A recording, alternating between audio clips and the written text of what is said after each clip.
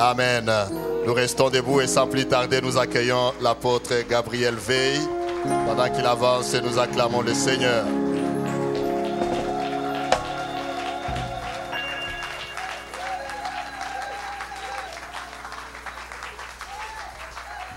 Gloire au Seigneur, gloire au Seigneur. On peut acclamer pour Jésus.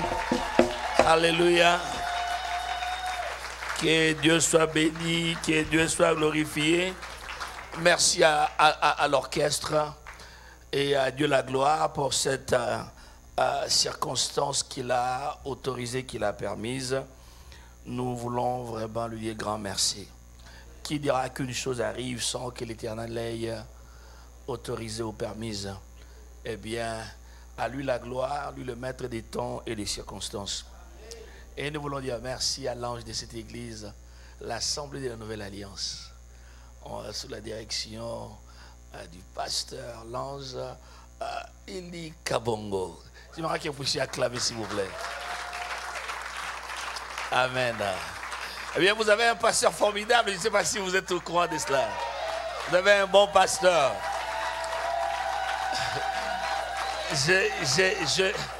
Non, je ne le dis pas parce que il est en face de moi. Ceux-là qui me connaissent savent que je suis pas flatteur. J'ai la mauvaise habitude d'aller droit au but. Mais quand je le dis, je le crois. Dès la première fois que j'étais ici, il y a plusieurs années en arrière, j'avais rencontré, je me suis dit dans mon cœur, mais ce frère, il a la pelle. Amen. Il y avait cette conviction intérieure en moi, très très forte, et je garde ce respect partout où je suis. Pour moi, le pasteur Eli Kabongo, c'est un homme de Dieu. Amen. Amen. Eh bien, merci à madame, son épouse, qui travaille avec lui. Je crois que derrière toujours des grands hommes, il y a des grandes dames. Que Dieu vous bénisse, maman. Eh bien, à vous tous de dire merci et bien veuillez reprendre vos places. Que Dieu soit loué. On a accepté que je puisse mentionner mon instructeur, le docteur Eric Azenga. Excusez-moi. C'est mon instructeur, donc je ne peux que lui rendre des hommages quand il est présent.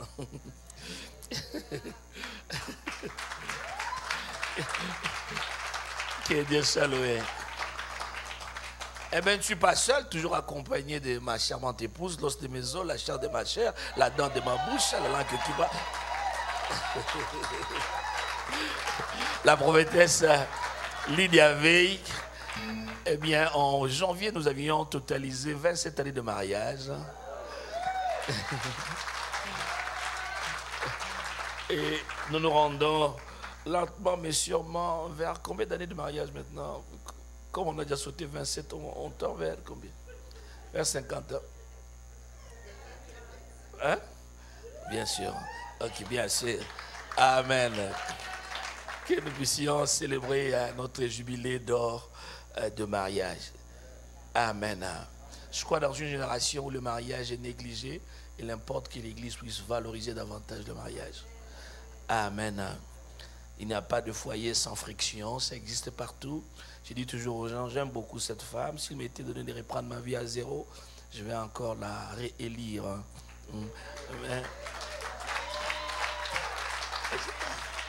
Je ne le dis pas, je dis parce que j'ai dit non, j'ai dit cette femme est un don de Dieu pour moi. J'ai dit, elle sait comment me maîtriser, parce que, en tout cas, c'est pas facile à maîtriser. Il faut... Alors, il faut une femme pour... une bonne femme pour maîtriser. Eh bien, elle le fait très bien. Je ne sais pas comment, mais elle en a la grâce. Elle dit la grâce. Que Dieu soit béni. Je suis content que vous soyez là. Croyez-vous que vous serez béni? Oui, vous serez béni. Vous serez vraiment béni. Vous serez vraiment béni. Et vous n'aurez pas tort d'inviter quelqu'un encore demain. Nous allons parler autour du sujet que nous avons tous publié. Ton Dieu ordonne que tu sois puissant. Amen. Ton Dieu ordonne que tu sois puissant. Et nous le retrouvons dans le livre des Psaumes, au chapitre 68, au verset 29. Eh bien, ton Dieu ordonne que tu sois puissant. Ah, Dieu veut que tu sois puissant. Père, fais du bien à ton peuple encore une fois. Seigneur, utilise la bouche, la langue, les lèvres de ton serviteur afin de faire passer le message à ton peuple. Et permets que ce peuple soit béni. Au nom de Jésus. Amen. Amen.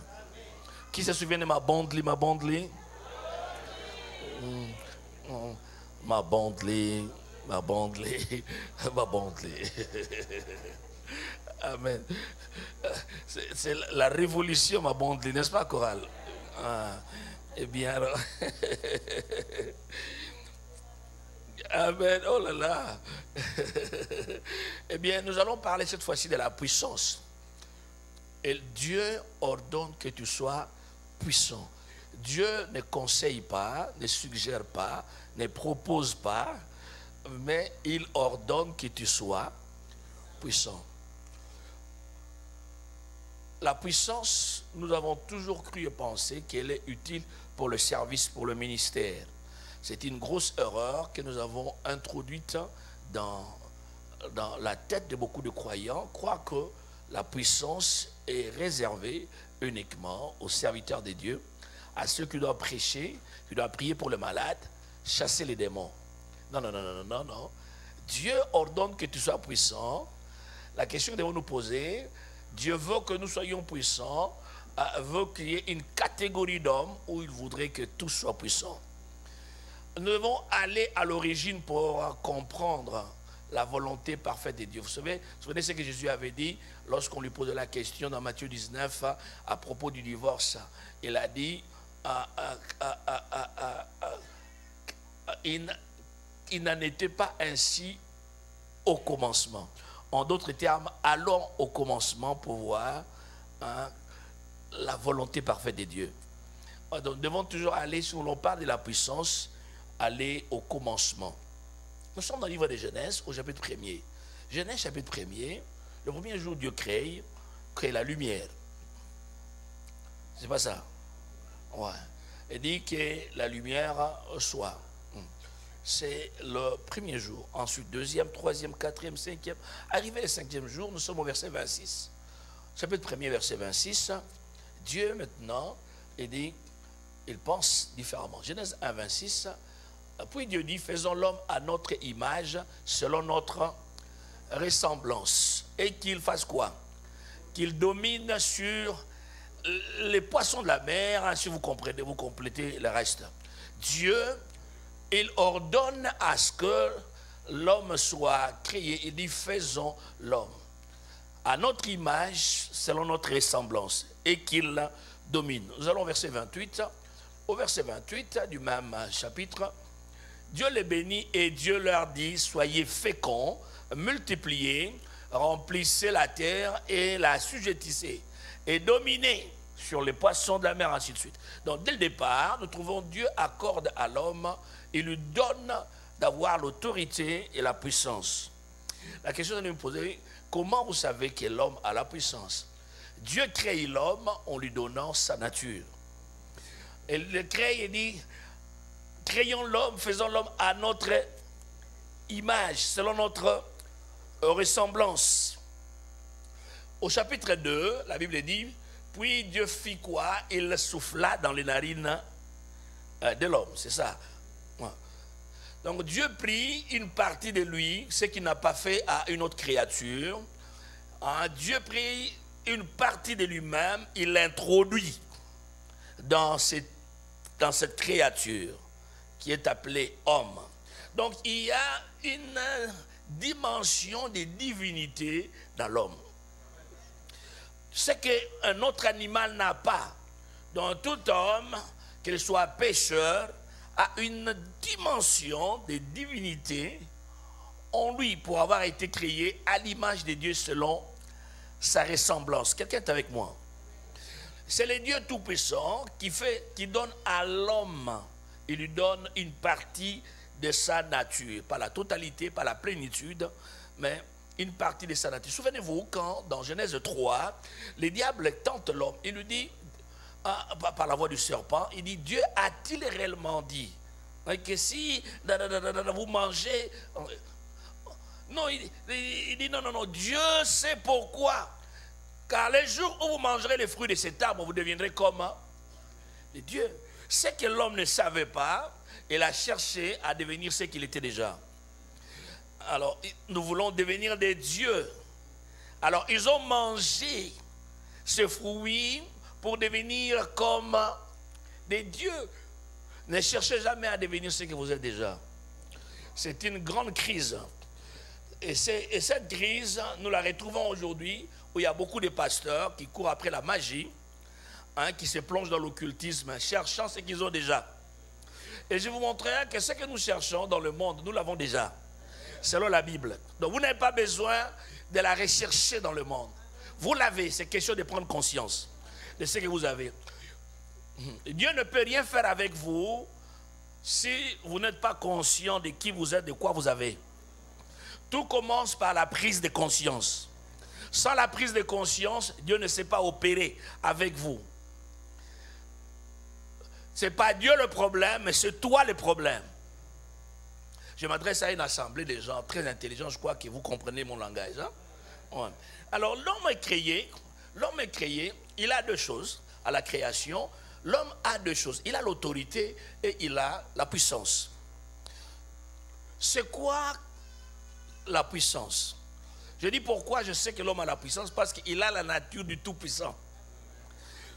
C'est quoi la puissance? La puissance, c'est la capacité d'influencer les circonstances. La capacité de contrôler les circonstances. La capacité de dominer sur les circonstances. La puissance, c'est la capacité de produire des effets et des résultats. La puissance électrique est ici présente. Nous ne la voyons pas, ou bien la puissance peut aussi se définir comme une énergie accumulée. Nous ne voyons pas cette énergie, mais elle est là, nous pouvons la constater par ses effets. Donc les effets nous indiquent la présence de la chose. Donc nous savons qu'il y a la puissance à cause de ces effets. Quand il n'y a plus de puissance, ici je ne sais pas comment vous l'appelez ça, chez nous, au pays d'où je viens, on appelle ça le courant est parti. Donc, alors quand la puissance n'est pas là, la puissance n'est pas là, et toujours dans mon pays, on dit non, il n'y a pas de feu. Dans une autre partie, non, il n'y a pas de feu. Donc il n'y a pas de puissance électrique. Donc, pas de résultats, mais quand la puissance, elle est là, nous voyons ces résultats par la lumière, ces résultats par la chaleur ou le froid, tout dépend de ce qu'on a mis en opération. Donc la puissance, elle est invisible, mais on peut savoir reconnaître sa présence par ses effets et par ses résultats. Dieu ordonne que toi tu sois puissant. Dieu ne veut pas que toi tu sois impuissant. Non. C'est un ordre. Tu dois être puissant. Je ne dis même pas puissant, puissant. Tu vois, c'est un P aspiré, puissant. Un jour, je parlais avec un homme, pasteur. Cet homme-là, j'étais avec sa femme. Sa femme peut commettre des bêtises à l'église.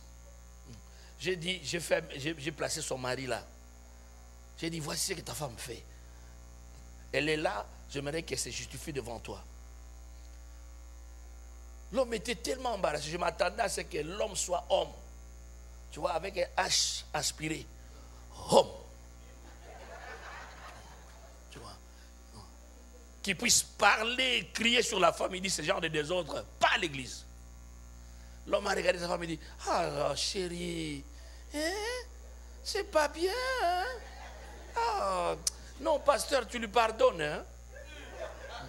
Je suis rentré à la maison, j'ai dit à ma femme, il dit, chérie, là j'avais affaire à un homme qui a perdu son H. C'est homme. Il faut qu'il ait un H là. Et s'il est même aspiré, homme. Eh bien, nous parlons de la puissance. Dieu veut que tu sois puissant. Alors, l'homme est créé avec la capacité de contrôler, de dominer, la capacité. Je parle de l'autorité. L'autorité est différente de la puissance car l'autorité n'est pas une capacité. L'autorité est une position. Donc l'homme a deux choses. Il a une position. Dieu lui donne une position au-dessus des autres créatures. Ça, c'est l'autorité.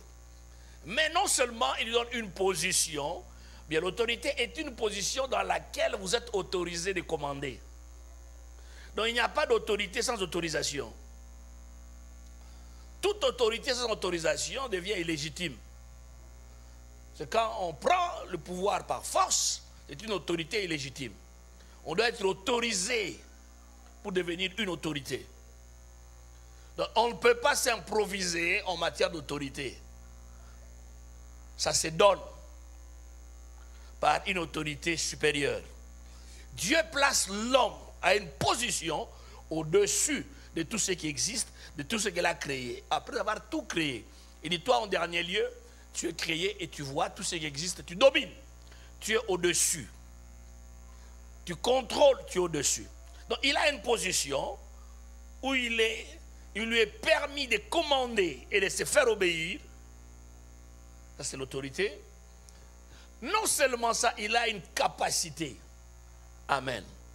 De pouvoir produire des résultats. Amen.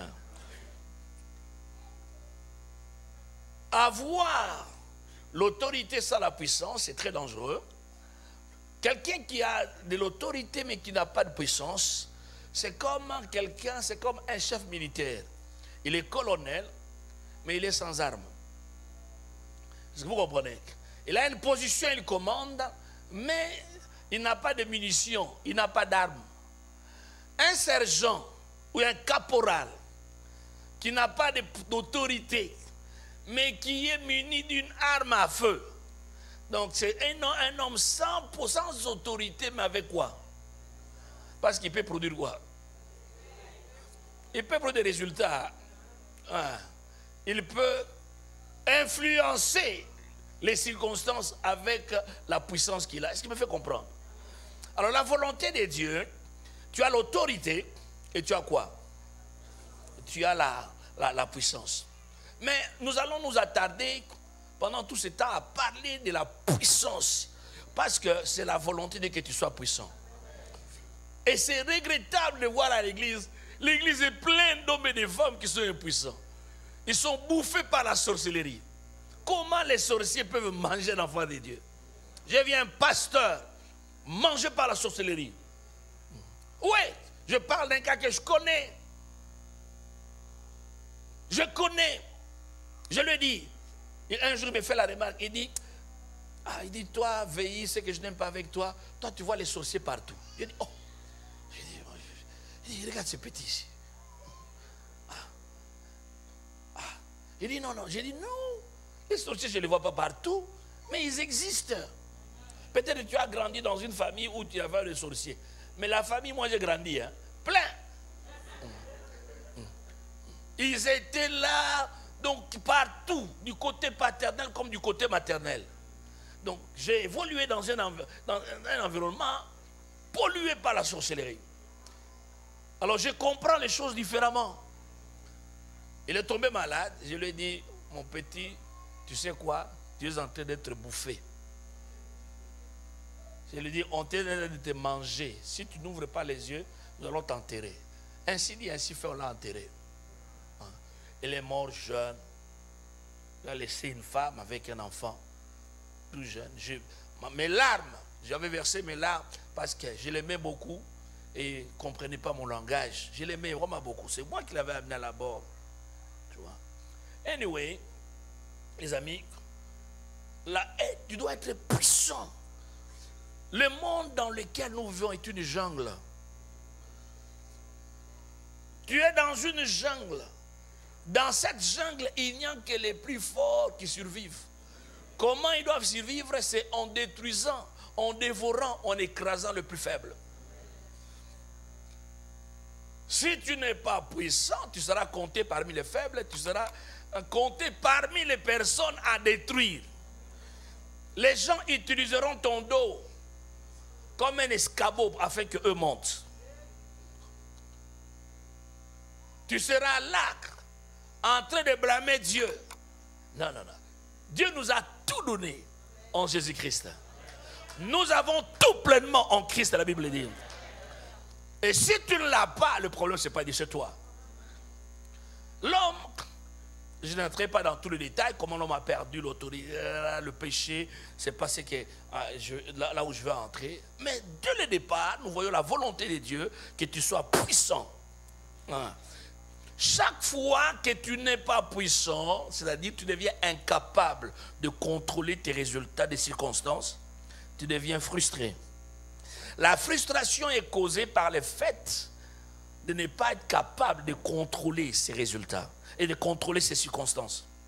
Si tu ne sais pas contrôler tes finances et que les finances te contrôlent, tu es frustré. Vrai ou faux?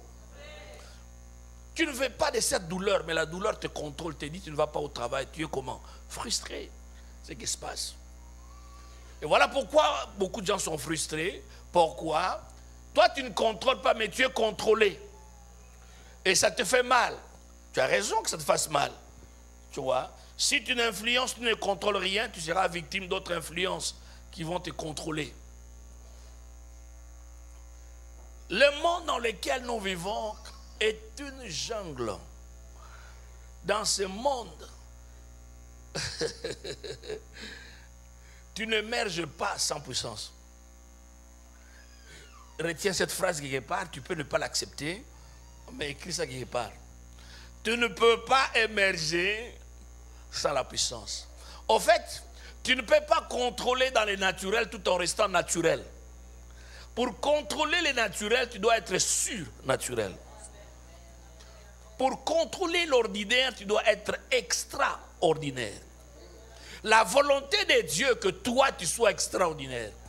Dans un monde ordinaire, Dieu veut que toi, que tu sois extraordinaire. Dans la nature, Dieu veut que tu sois surnaturel. Mais il ne va jamais t'imposer. Il voudrait que tu comprennes et que tu puisses t'ajuster. Et sinon, toute ta vie, tu la passeras en train de faire des prières de supplication. Ouais. En train de faire des prières de supplication. En train de prier.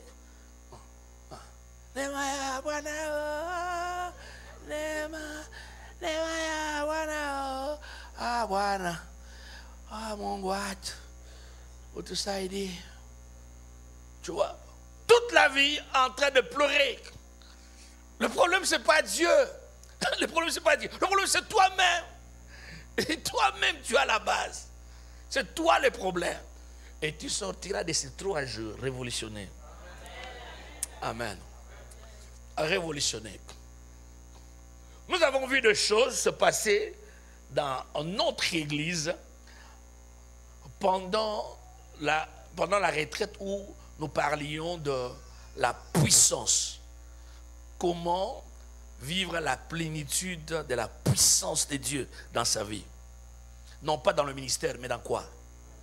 Dans sa vie. Dans sa vie, tu dois être puissant. Il ne faut pas attendre d'aller dans le ministère pour être puissant. Je fais comprendre.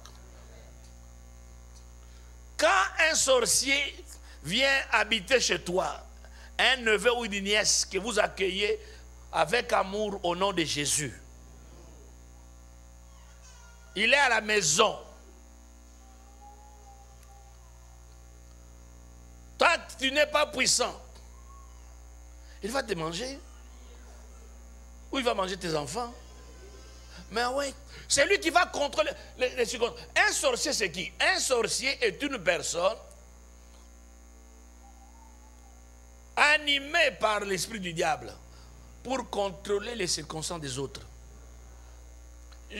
Quand tu veux te marier, lui, il contrôle tes circonstances. Il change ta direction de mariage. Tu vois. Il place l'inimitié entre toi et le fiancé. À la veille du mariage, vous entendez pas. Un sorcier vient créer les désordres même dans ton foyer. Tu es bien avec ton mari, tu ne comprends pas à l'occasion de rien. Avant d'arriver à la maison, il appelait tout joyeux. Chérie, ça va? Dès qu'il arrive, il te regarde, il se fâche. Et tu ne comprends rien. Quelqu'un est là assis, peut-être c'est un neveu qui est à la maison, en train de contrôler les choses.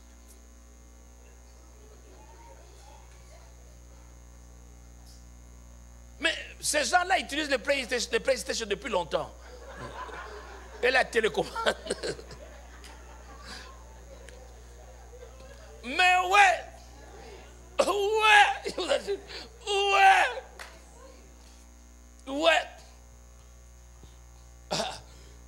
Ça fait plusieurs années que je suis dans le ministère. Cette année, je célèbre mes 40 années de vie chrétienne. Mais je vous assure, les amis, il y a des choses qu'on a vues, qu'on a entendues. Est-ce que vous comprenez? Qu'on a vu, qu'on a entendu.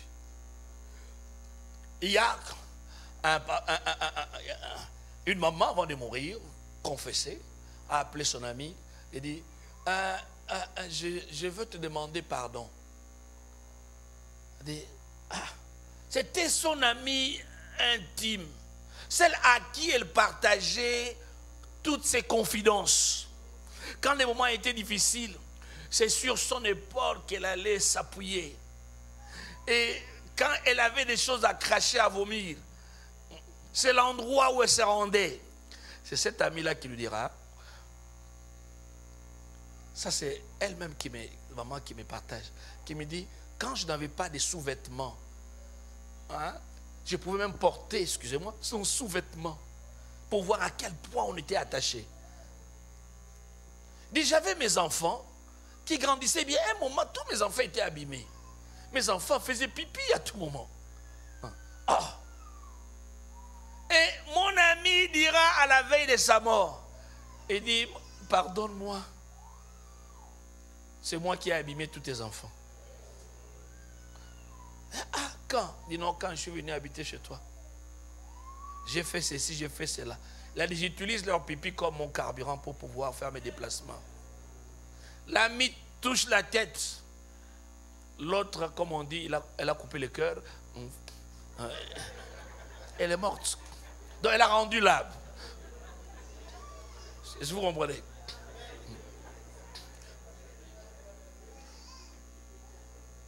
Elle est morte, elle est partie. Mais dans l'entretemps, toi tu es parti, tu as demandé pardon. Tu as fait la paix avec Dieu.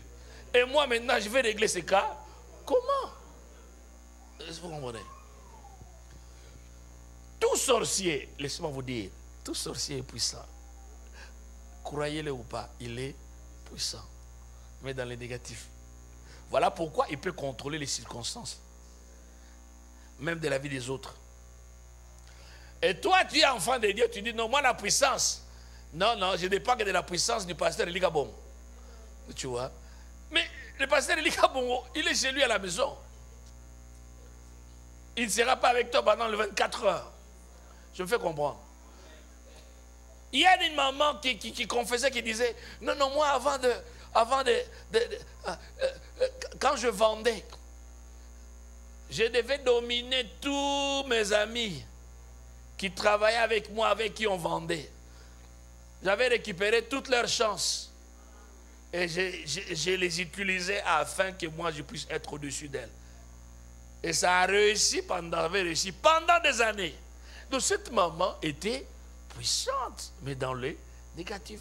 Mais comment elle est arrivée à dominer les autres sans puissance? Si tu es un chrétien sans puissance, eh bien les autres vont te dominer. Et c'est ça les problèmes. Qui veut envoyer la maladie, jette. Qui veut envoyer le trouble dans ton foyer, jette. Qui veut envoyer la crise financière, jette. Le blocage de salaire, jette. Le blocage de travail, jette. Le manque de paix, jette. L'immoralité. Eh bien, chez toi, donc tu deviens une victime éternelle. Pourquoi? Parce qu'il n'y a pas de puissance. Nous vivons dans une jungle. Retenez cette phrase. 1 Jean 5, 19. L'apôtre Jean dit, le monde entier est sous la puissance du malin. C'est pas ça? Hein, Maman Jackie? C'est pas ça? Hein? Sous la puissance du malin. Le monde entier. Il n'est pas dit le monde entier. Hein? Non, non, non, non. C'est l'apôtre de Jésus. Et sous la puissance du malin. 2 Corinthiens chapitre 4, verset 4. 3 à 4. L'apôtre Paul dit, au verset 4, 2 Corinthiens 4, verset 4. Il dit, les dieux de ce siècle leur a aveuglé l'intelligence. Pour les incrédules, dont le Dieu de ce siècle a fait quoi? A aveuglé l'intelligence. Donc il y a un Dieu pour ce siècle. Ce n'est pas le Dieu de la Bible. C'est quel est ce Dieu-là? Oh, c'est quel est ce Dieu-là? Eh bien, vous hésitez. Quel est ce Dieu-là? C'est le diable Satan. L'apôtre Paul l'appelle le Dieu de ce siècle. Jésus a eu avant sa mort, avant son arrestation, a dit ceci. Il a dit, le prince de ce monde vient. Il parlait de qui? Dans la personne de qui? De Judas Iscariote. Parce que Satan entra en Judas, la Bible dit. Il dit, le prince de ce monde vient, mais il n'a rien en moi. Jésus reconnaît le diable comme étant le prince de ce monde. Comme étant le chef qui lui a donné cette position, qui a donné cette autorité, c'est toi et moi, c'est l'homme. C'est Adam, dans le jardin d'Éden. Je t'amène quelque part parce que je veux que tu comprennes pourquoi il te faut la puissance. Tu dois comprendre qu'il est dans une jungle. Dans Luc chapitre 4, le même texte dans Matthieu 4, 4, lors de la tentation de Jésus-Christ, la Bible dit, Matthieu 4, 4, alors Matthieu chapitre 4, ou bien Luc 4, versets 7 ou 8, s'il vous plaît, aidez-moi. Nous lisons. Jésus répondit, il est écrit, l'homme ne vivra pas de pain seulement, mais de toute parole. Verset 7, s'il vous plaît. 8. Le diable le transporta encore sur une montagne très élevée, lui montra quoi? Tous les royaumes du monde et leur gloire. Vous avez vu ça? Hein? Le diable transporte Jésus sur une montagne très élevée, il lui montre quoi? Tous les royaumes du monde et leur gloire. Vous pensez que le diable lui montrait l'Espagne, lui montrait l'Angleterre? Hein? Donc là, sur la montagne, il regarde l'Espagne, regarde l'Angleterre. Je vais revenir au verset 9. Voici ce qu'elle va dire. Elle lui dit, je te donnerai toutes ces choses. Je te donne ces choses. Si tu fais quoi? Tu te prosternes et tu m'adores. Je te donne ces choses. Si tu fais une chose, tu te prosternes et m'adores. En d'autres termes, on continue? On continue, le verset continue. Ça c'est le verset 10, retire-toi Satan. Merci. Alors Jésus dit, toutes ces choses, Jésus ne l'a pas dit non, c'est faux. Il ne l'a pas contredit. C'est pas ça. Jésus ne l'a pas contredit. Il a dit non, non, c'est faux. Arrête. Non, non, non, non, non, non. Il a dit, toutes ces choses reviennent à moi.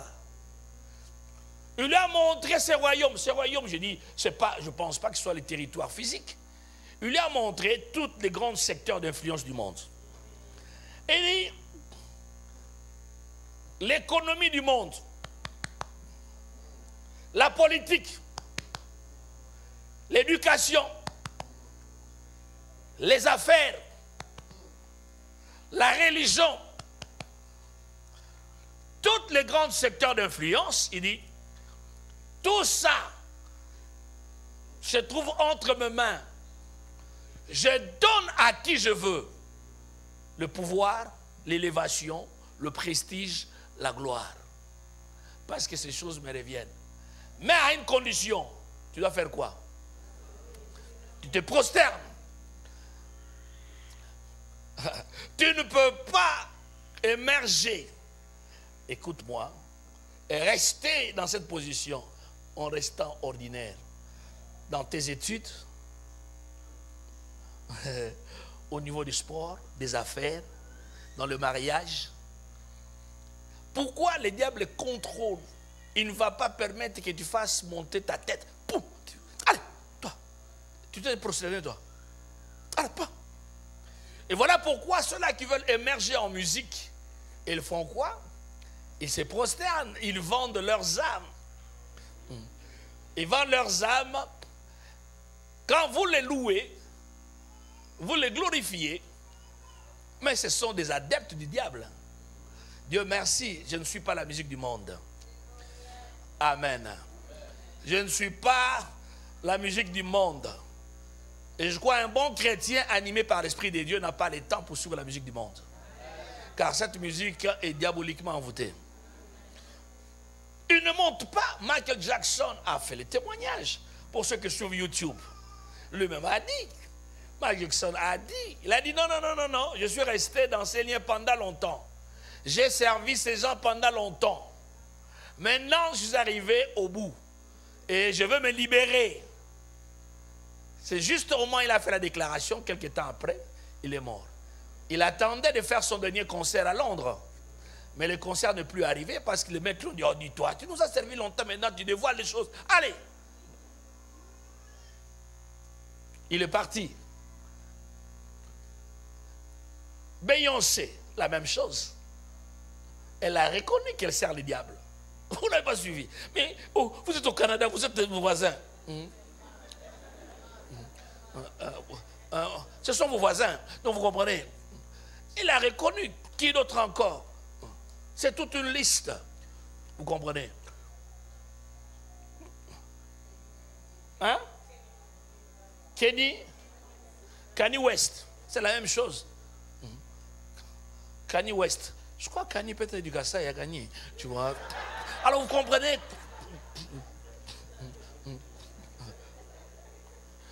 Les amis,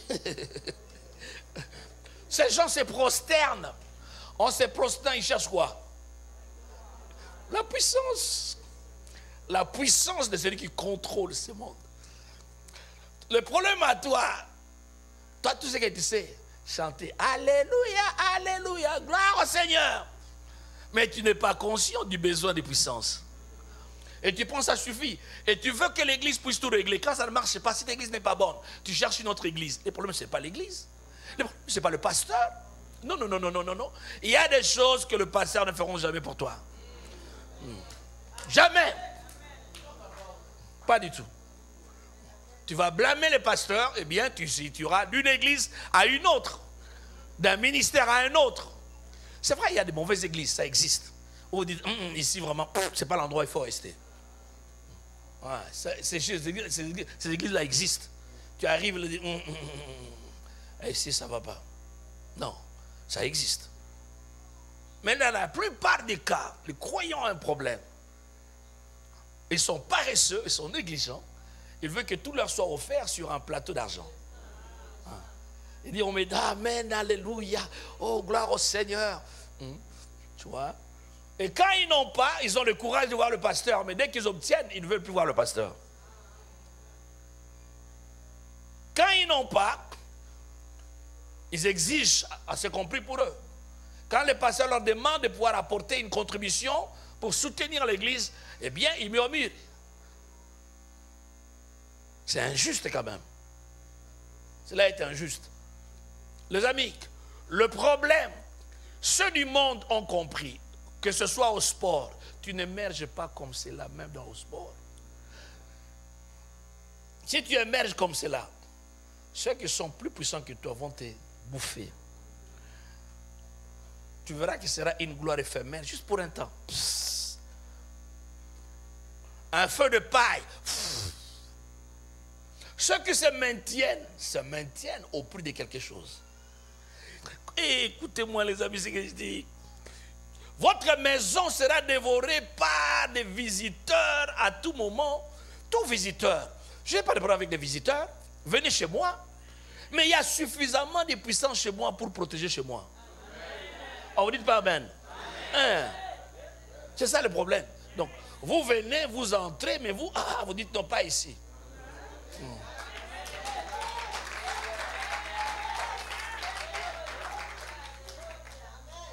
Donnez-moi un bon amen. On ne doit pas venir chez vous où un sorcier vient là, un envoûteur, un magicien, il est à l'aise. Nous étions quelque part, mon épouse et moi, aux États-Unis avant de venir ici. Il y a une femme américaine qui est comment on appelle Lydia, la commissionnaire. Elle est commissionnaire. Bon, et elle rencontre ma femme pour la première fois. Je dis bien pour la première fois.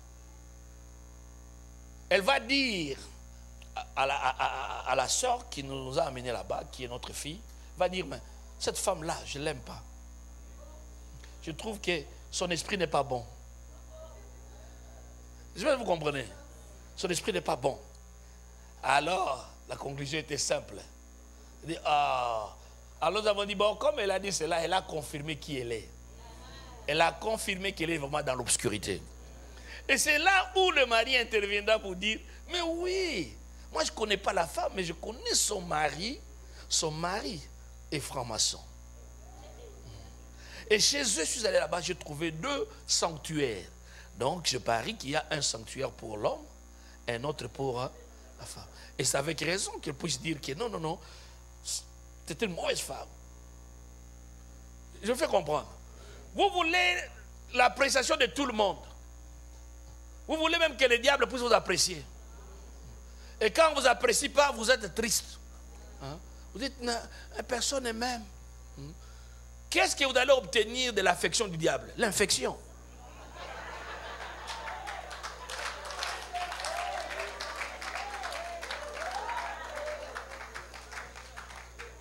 Il est normal que certaines personnes vous détestent. Vous devez même être fiers. Tel ne m'aime pas, c'est bien ça. Alléluia. Vous devez vous gêner quand d'autres personnes vous aiment. Même tel là même, non. Quelque chose ne marche pas dans ma vie. Amen. Vous devez être puissant. Vous contrôlez les circonstances. Tout le monde que Dieu a utilisé, Dieu ne l'a pas utilisé sans puissance. Dieu leur a doté d'une capacité qui leur a permis de contrôler, d'influencer, sans laquelle ils ne pouvaient pas servir.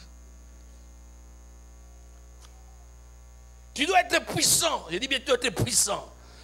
Et il faut prendre conscience de cela maintenant. La puissance. Jésus est venu, il a commencé, il a dit, l'Esprit du Seigneur est sur moi. Luc 4, 18, car Dieu m'a oint. Dieu m'a doté d'une puissance surnaturelle pour faire le travail. Même avant le travail, il était déjà un enfant surnaturel. La puissance. Tu dois être puissant. Dans Luc 24, la Bible parle de 2 jeunes gens venant de Maüs qui parlaient entre eux, qui disaient, qui parlaient de la mort de Jésus. Il dit, en tout cas, cet homme-là... Et Jésus est apparu au milieu d'eux, leur a posé la question, de qui parlez-vous? Ils ont dit, non, non, non, nous parlons de Jésus. Il a dit, oh, qu'est-ce qui s'est passé? Il a dit, oh, toi tu es le seul à ne pas connaître ce qui s'est passé ici à Jérusalem. Il parlait de Jésus à Jésus.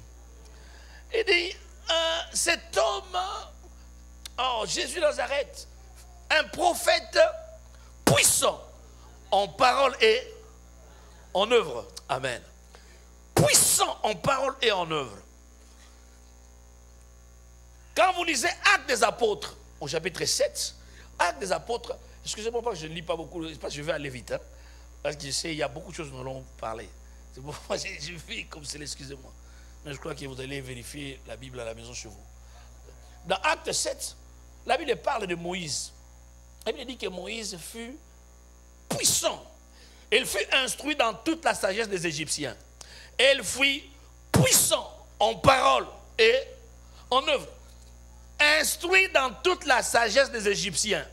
Puissant en parole et en œuvre. Vous pensez que c'était quelle puissance? De Dieu? Du diable. C'est la puissance pharaonique. Là, à ce moment, Moïse n'avait pas encore rencontré Dieu. Non. Il n'avait pas encore eu cette rencontre personnelle dans le buisson ardent. Mais il était déjà puissant. Donc Moïse savait, écoutez quoi la puissance. Il avait la puissance des Égyptiens. Il avait la puissance occulte. Je ne dis personne en erreur. Hein? C'est la Bible, vous allez vérifier. Hein? Donc avant de rencontrer le Seigneur dans Exode au chapitre 3, puissant en parole, tu dois être puissant. Pourquoi tu dois mener une vie de bototourisme? Hein? Une femme impuissante, n'importe qui peut t'arracher ton mari. Tu vois? Même une personne non instruite, qui n'a pas ton niveau, elle peut t'arracher ton mari à l'occasion de rien. Et ton mari s'en va comme un agneau qu'on mène à la boucherie. Tu vois? Qui ne sait pas comment résister. La seule chose qu'il puisse faire, c'est bêler. Ben.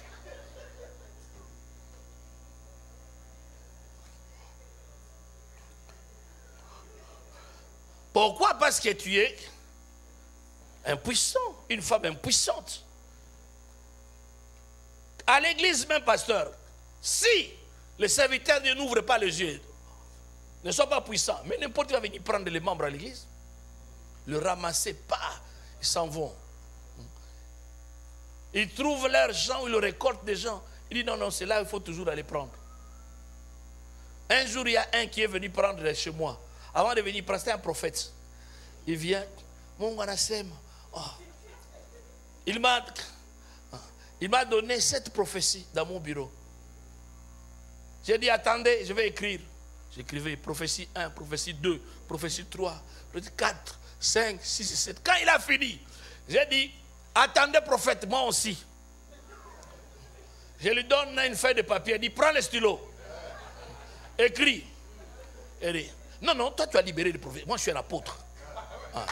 Je vais aussi libérer ceux qui viennent d'un apôtre. J'ai dit, moi j'ai 5. Toi tu m'as donné 7, je t'en donne 5. Il dit, écris. Il dit, 1. J'ai dit, les prophètes. J'ai dit, 1, écrivez. Les prophètes n'ont pas reçu la grâce de diriger les églises locales. Écrivez.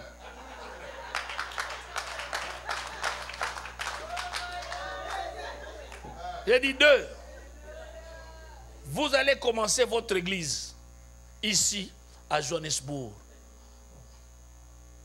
Très bientôt. Ah non, non, non, j'ai dit, écrivez. 3, cette église va commencer. On soutiendra les membres dans mon église. Et dit 4, votre église deviendra la première ennemie de mon église dans cette ville. 5, elle se détruira.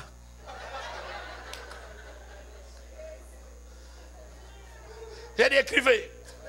Elle dit, non, non, je vais pas faire ça. Elle dit, je ne crois pas aux paroles, je ne crois qu'aux faits. Je ne crois qu'aux actions. Sans actions, je ne vous crois pas. Vous devez avoir des actions qui sont liées à ce que vous dites. Ainsi, je vous crois. Aujourd'hui, au moment où je vous parle, cette église était née. Avec qui? Les membres de chez moi. Avec les membres de chez moi. L'ennemi numéro 1 de cette église. L'apôtre Veille et son église. Ça, c'est notre ennemi. Tous ceux qui s'organisent. Non, non, non. Quand ça ne marche pas, c'est l'apôtre Veille qui est ces gens. J'ai dit, non, moi je suis l'apôtre, j'avais fait ma déclaration. J'ai dit que cette église naîtra. Mais elle finira par quoi? Ainsi dit, ainsi fait. L'église détruite, fermée. Fermez. Fermez. Je suis désolé si c'est prophète, c'est votre oncle. En tout cas, veuillez me pardonner. Pardonnez-moi. Mais l'oncle a mal fait. Il a touché là où on ne touche pas. Ah, donnez-moi un bon label. Dites après moi la puissance. La puissance est utile et audacieux. Même chez vous à la maison, à l'église, au bureau, la puissance est utile. Amen.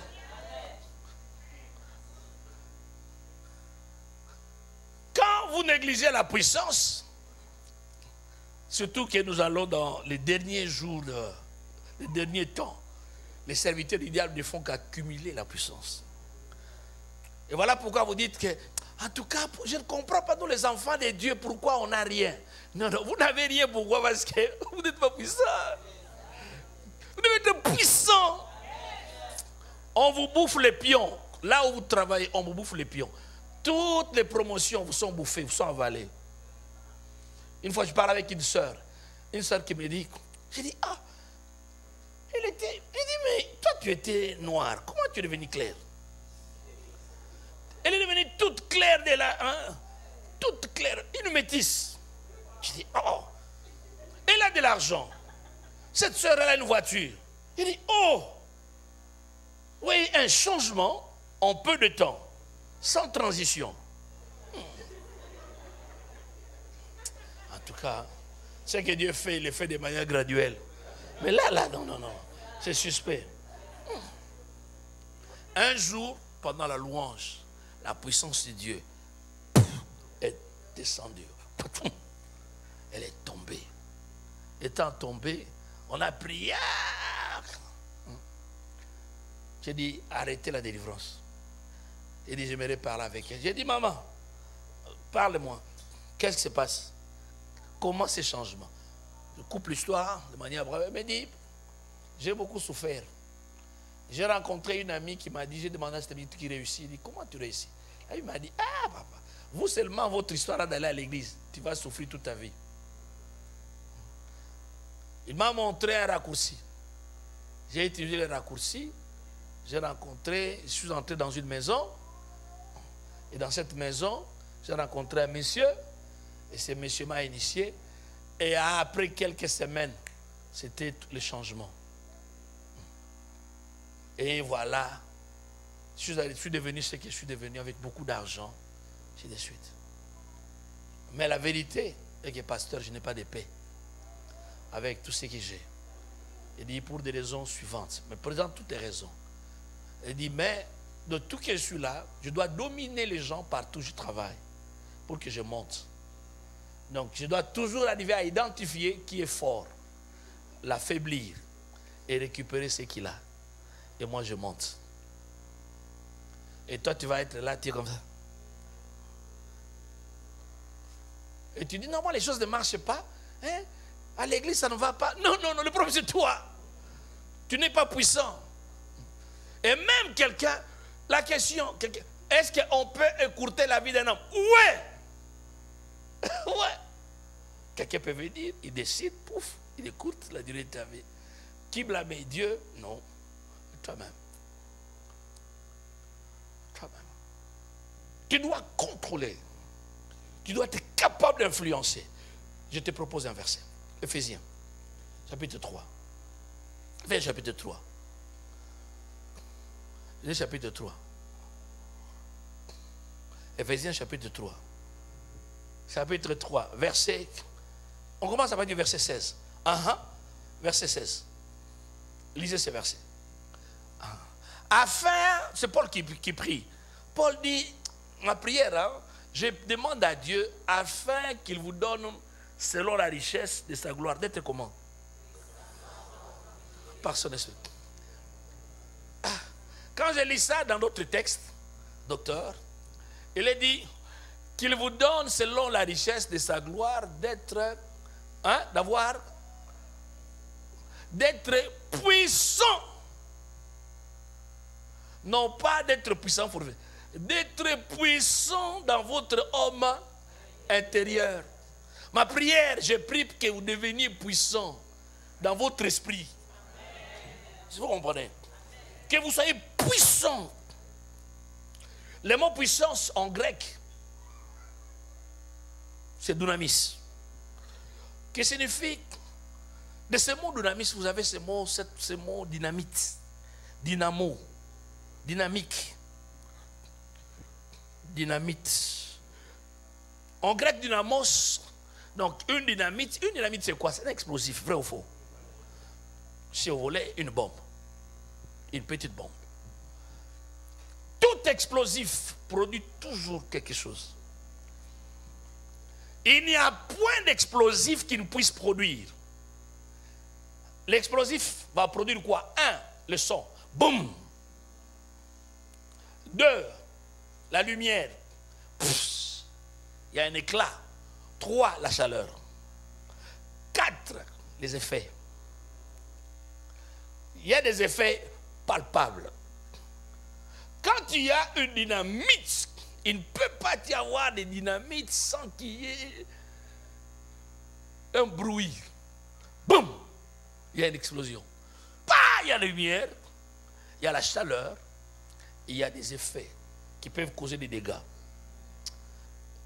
Et quand vous avez la puissance, vous êtes comme une personne armée d'une dynamite. Le monde des ténèbres et ses serviteurs ont peur de vous. Parce que vous êtes capable de produire des résultats, de produire des effets. Amen. Et chez vous, ce n'est pas obscur, ce n'est pas ténébreux. Où les gens viennent, il y a une famille qui reçoit un petit garçon. Le petit garçon qui dit, c'était le neveu du mari. La première fois, on va voir cette famille, mon épouse et moi. Ma femme qui me dit, il dit, papi, cet enfant ici n'est pas bien. Hein? Moi, il dit, ah. Il dit, non, il n'est pas bien.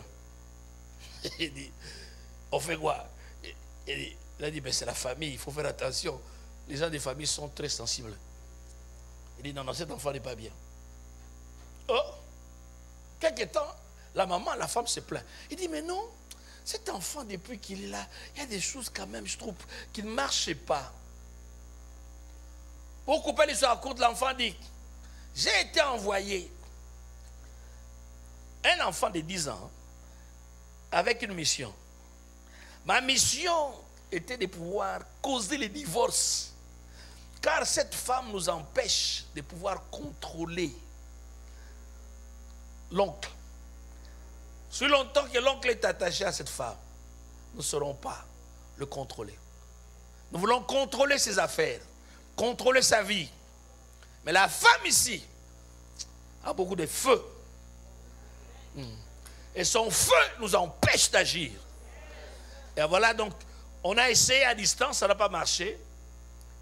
Donc l'enfant est venu comment? Ils ont créé une condition, une situation où l'enfant a bouffé sa propre mère. La mère étant décédée, l'oncle a eu pitié de l'enfant comme un orphelin. Il dit, non, il faut aller habiter en Afrique du Sud pour qu'on t'aide à étudier. N'est-ce pas un bon souci? Mais ce souci-là a été inspiré depuis le monde des ténèbres. Ils accueillent l'enfant, mais l'enfant a dit, voilà, ce que je voulais est arrivé. Pour détruire la famille. Mais on dit, ma femme dit, il dit, non, je dois parler à ma fille. Il dit, ma fille, veille sur cet enfant. Veille sur cet enfant, prie. Et Dieu merci, quelque temps, après il va dire, non, non, non. J'ai parlé avec l'enfant. L'enfant a avoué. L'enfant a dit, je suis venu avec une mission. C'est casser cette union afin qu'on arrive à tuer l'oncle. Dites après moi, puissance. Nous continuons notre texte. Paul dit, je prie pour que vous soyez puissants dans votre homme intérieur. Pas faible. Vous devez avoir de l'explosif, du feu dans votre homme intérieur. Nous sautons, verset 18. Verset 18. Je saute, verset 20. Verset 20. À celui, regardez ça, lisez tous ensemble. 1, 2, 3. À celui qui peut faire. On s'arrête là. À celui qui peut faire. Il peut faire quoi? Non, il peut faire quoi? Hein? Il peut faire quoi? Lisez. Il peut faire quoi? Exercice de grammaire. Non. À celui qui peut faire. Infiniment. Il peut faire quoi? Non, quoi? Les amis, écoutez ça. À celui qui peut faire tout ce que nous demandons. Non, d'abord ça. Il peut faire quoi? Tout ce que nous demandons.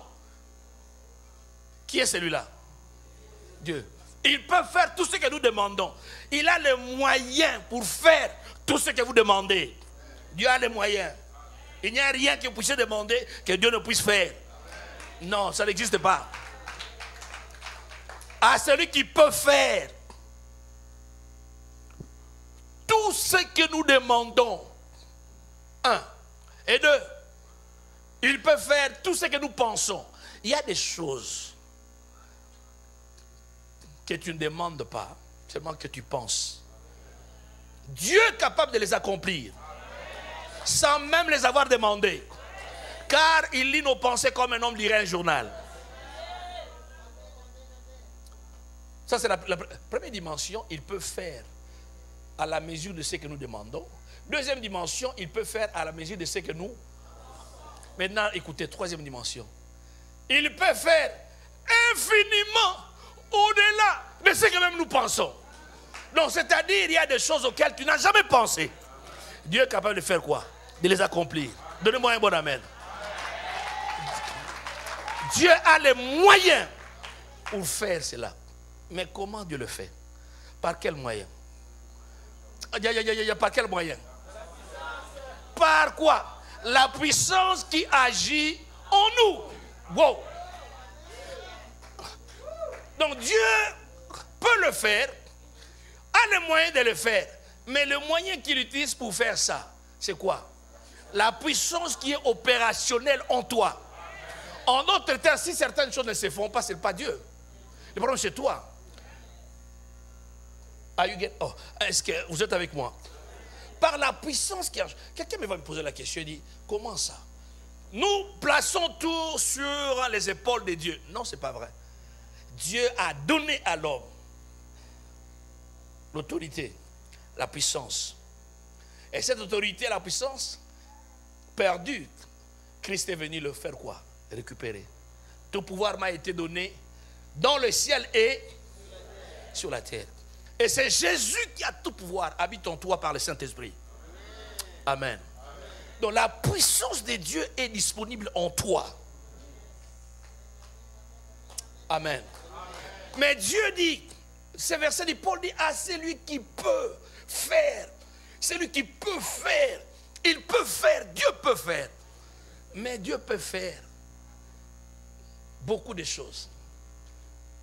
Mais pour le faire, il dépend de quoi?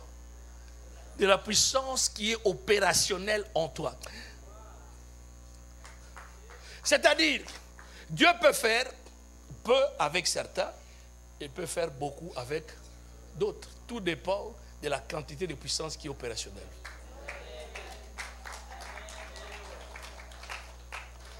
La puissance est mesurable. La puissance peut s'accumuler, peut s'acquérir, peut s'accumuler. La puissance, on peut aussi la perdre. Quelqu'un est avec moi? Elle peut se mesurer, elle est mesurable. Il y a des gens qui ont peu de puissance, il y a des gens qui ont beaucoup de puissance. Un jour, j'ai prié pour une maman. J'ai prié pour maman. J'ai prié pour la maman. La maman ne guérissait pas. J'avais pitié de cette maman. Au fait, j'aimais sa fille. Hein, chérie?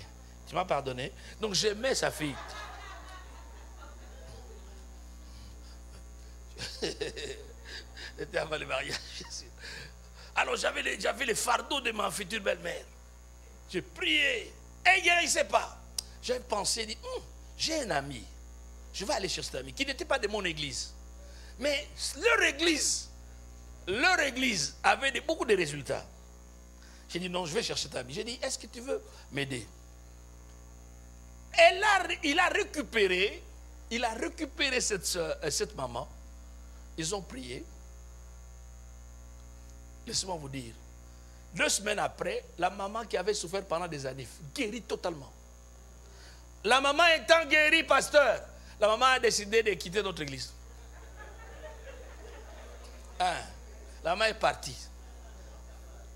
Oh Dieu, toi qui écoutes les prières, tous les hommes viendront à toi. Là où les prières sont exaucées, les gens viendront toujours. La maman est partie. La maman a suivi quoi?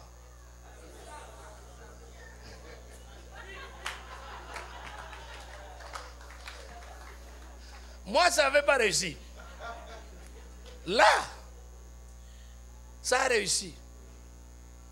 Pourquoi?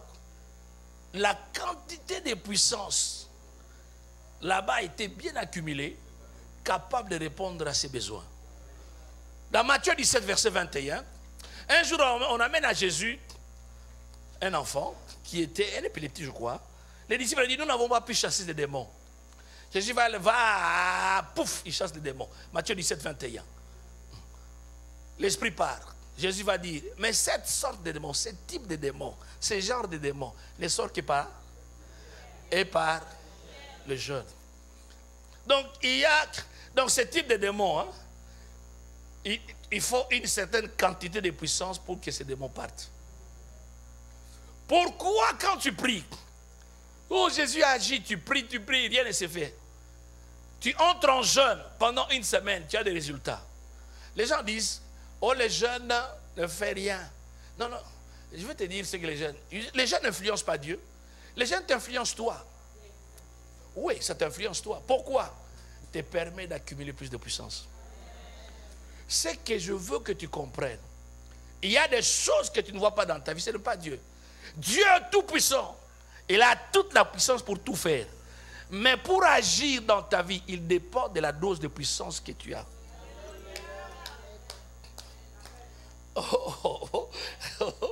Je vais terminer pour ce soir. Pasteur, si tu pries 1 minute, laisse-moi te dire, tu pries 1 minute, tu aimes Dieu, tu pries 1 minute chaque jour. Et un autre qui prie pendant 10 minutes chaque jour. Un autre prie pendant 1 heure chaque jour. Priez pour un même cas. Vous allez voir les résultats. Celui qui prie pendant 1 heure aura des résultats plus rapides que toi. Pourquoi? Est-ce que Dieu différent? Non, c'est le même Dieu. Mais il dépend de quoi? Qui est disponible où? En toi. Donc, il y a la clé dans tes mains. Et demain, je dois te montrer comment accumuler la puissance. Parce que ce qui est important, tu dois prendre conscience du besoin de la puissance, mais comment l'accumuler. Et dès que tu as compris comment on accumule la puissance, il faut maintenant passer à une autre étape. Comment libérer? Parce que tu peux avoir une grande quantité de puissance, mais qui ne te libère pas. Et qui reste latente. Et qui n'agit pas, qui n'opère pas. Mais demain, le rendez-vous est sur comment accumuler la puissance. Et les dimanches, nous tous nous allons libérer la puissance ici.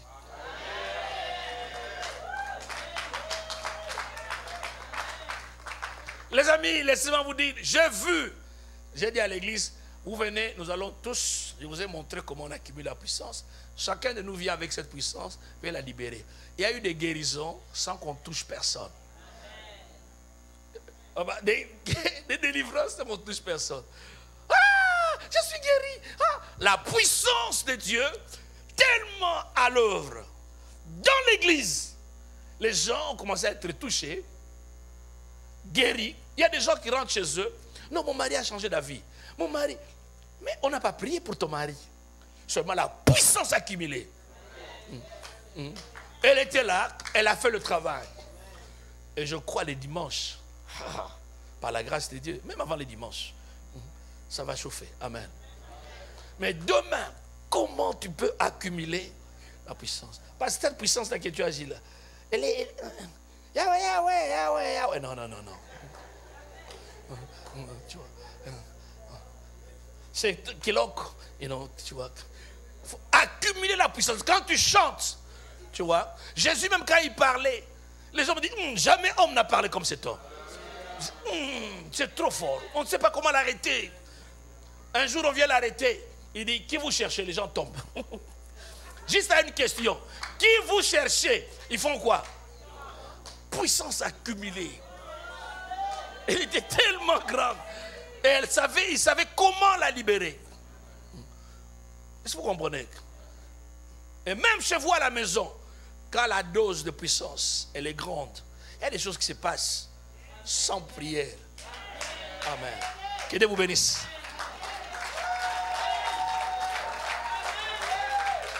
And the glory of the Lord.